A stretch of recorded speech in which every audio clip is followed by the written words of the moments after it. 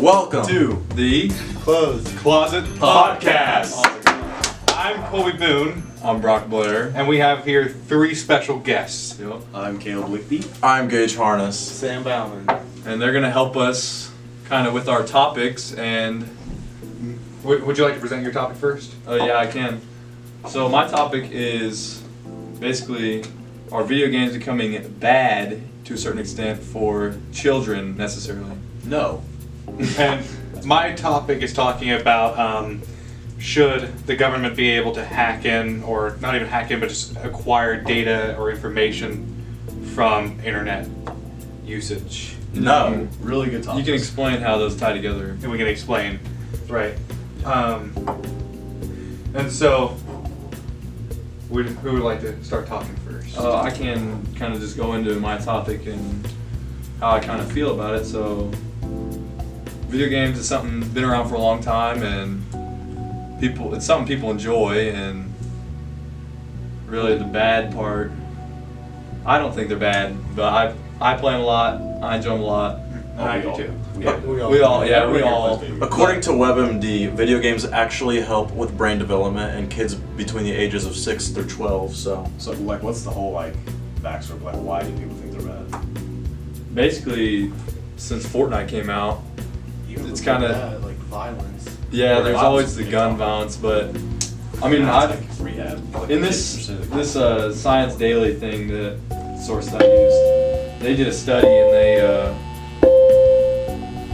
they studied however many people was, 30 different people, 30 to 60 people, and actually determined that video games did not make people more violent, and actually, in a way, less violent. Yeah, it helps that's with reaction timing and puzzle solving. Right. video games is stress relief.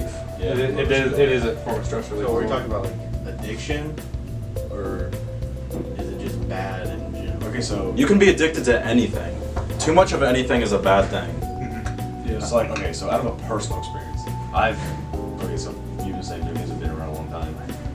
So I've been playing video games since I was could remember, 2 years old maybe, and here's a good topic. Video games cause school shootings. That's a topic. That's something that I want to get on.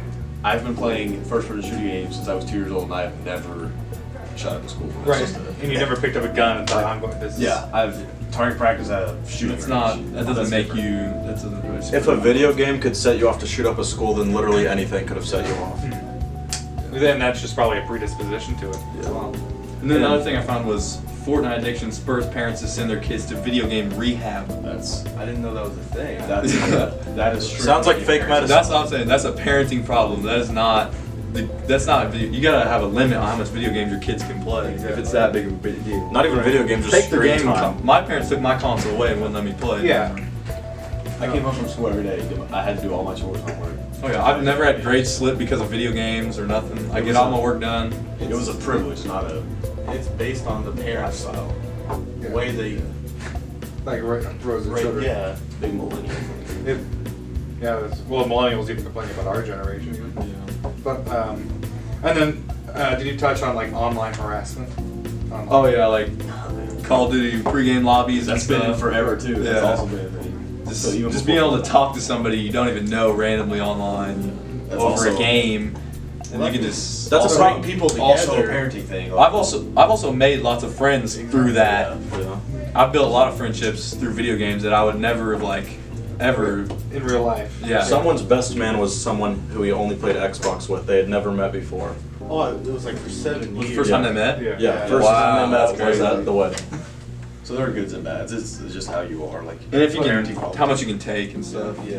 But then the problem with the online harassment stuff is, should the companies or even the government be able to look into that and into those cases where children are being harassed and kill themselves from it? Okay. Harassment's a problem with humanity, That's, not video that's games. anything on the But internet. in a real life setting, if students are being harassed, I kind of seen cyberbullying. Yeah, trying cyberbullying. to stop that. right? Or should should that be our privacy? So I feel like if there's a case, they should be able to look at it. Right, if there's a case, but then But how do we like- determine that? You can't wait till somebody kills themselves off to look. Right. Yeah. Then that's too late. That's a difficult one to. So basically, the kid has to be like, if it's a kid or any teenager, they have to be able to talk to somebody about it, or just like have a little common sense and not talk to those kind of people, because there are settings where you can like, keep them out of your. Yeah, you can block people and stuff. Right. But if you're like don't really care that much, if it's really affecting you that bad, you should be able to like get help. Go talk to somebody about it. Yeah. Right. Or just simply delete them. But like if